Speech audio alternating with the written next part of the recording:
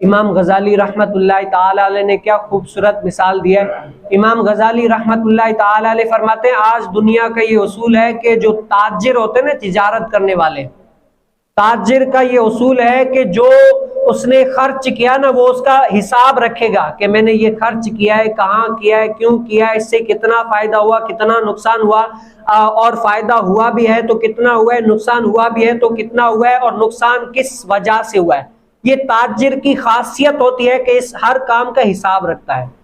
क्या कर रखता है?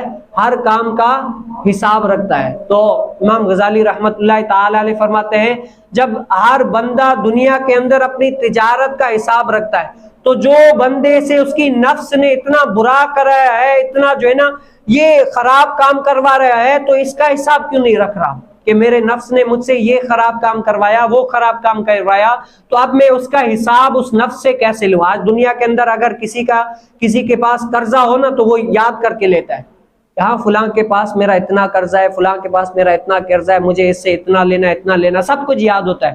कहा कि जब ये याद है तो अपने नफ्स से, जो शैतान ने इसे इतना करवाया है, जो नफ्स ने करवाया है, उनसे ये जो रहा कर्ज है वो कौन वसूल करेगा?